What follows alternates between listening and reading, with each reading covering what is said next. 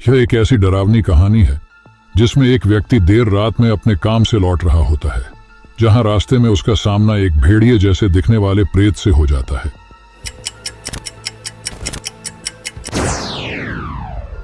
ये बात तब की है जब मैं एक कंपनी में काम करता था।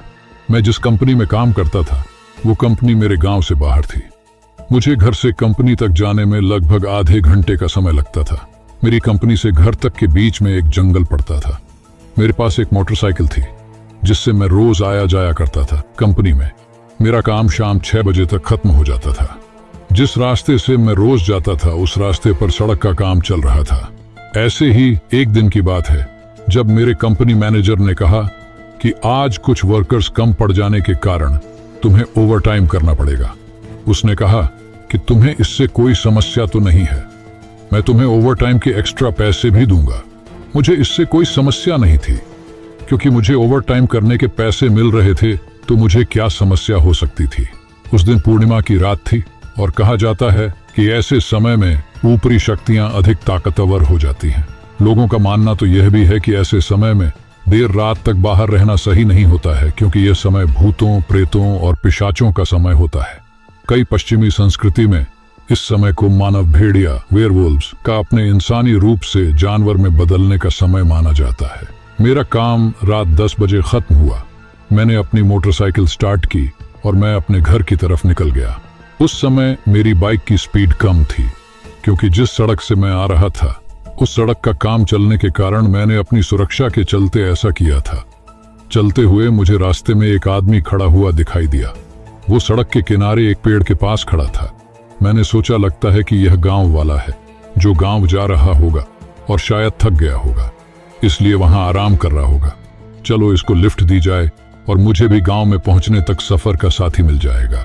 ऐसा सोचकर मैंने अपनी मोटरसाइकिल को उससे थोड़ी दूरी पर रोककर उससे कहा कि भाई कहां जाना है? अगर एतराज न हो तो मैं तुम्हें कहीं छोड़ दूं क्या? पर उधर से कोई जवाब नहीं आया। मैंने एक बार फिर कहा कि मैं गांव ही जा रहा हूं, तुम कहो तो वहां तक छोड़ दूं। लेकिन इस बार भी उसका कोई जवाब नहीं आया तो मुझे गुस्सा आया और मैंने अपनी बाइक स्टार्ट की घर जाने के लिए। जैसे ही मैंने अपनी बाइक स्टार्ट की वैसे ही वो आदमी मेरी तरफ आने लगा। मैंने सोचा कि अब इसकी अक्ल ठिकाने आई है। अब वह मेरे काफी पास आ गया था। मैंने उसकी तरफ देखा तो चांद की रोशनी में मैंने देखा कि उसके पैर इंसानों की तरह नहीं बल्कि किसी जानवर की तरह लग रहे थे और वो धीरे धीरे पूरा जानवर में बदलता जा रहा था। यह सब देखकर मैंने अपनी बाइक फुल रफ्तार में भगाई। मुझे कुछ समझ में नहीं आया कि वो सब क्या है। मैंने उसे देखा तो नहीं, पर मैं महसूस कर पा रहा था कि वो मेरा पीछा कर रहा है। सड़क खराब थी तो मेरी बाइक का संतुलन बिगड़ गया और मैं नीचे गिर गया, पर मैं तेजी से उठा और अपने घर की तरफ भागने लगा।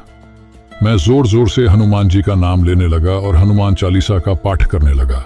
मैं जितना तेजी से हो सके उतना तेजी से भागा। मैंने पीछे पलटकर भी नहीं देखा।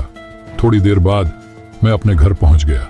मैंने दरवाजे को जोर जोर से पीटा। मेरे भाई ने दरवाजा खोला। मैंने तुरंत दरवाजा बंद किया और जाकर कुर्सी पर बैठ गया।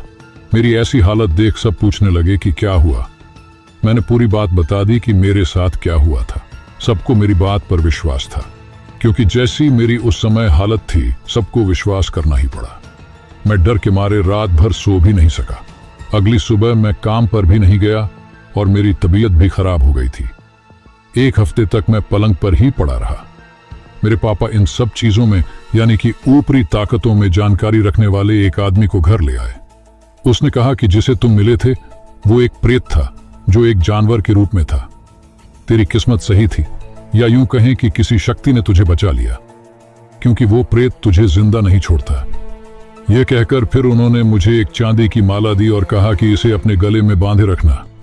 कुछ समय बाद मैं ठीक हो गया और मैंने फिर उस प्रेत को कभी नहीं देखा। मैंने उस जगह नौकरी भी छोड़ दी। सो आई होप गाइज आपको ये हॉरर स्टोरी अच्छी लगी होगी। तो मिलते हैं आपसे नेक्स्ट हॉरर स्टोरी में। जब तक के लिए tata bye bye and thanks for watching. धन्यवाद।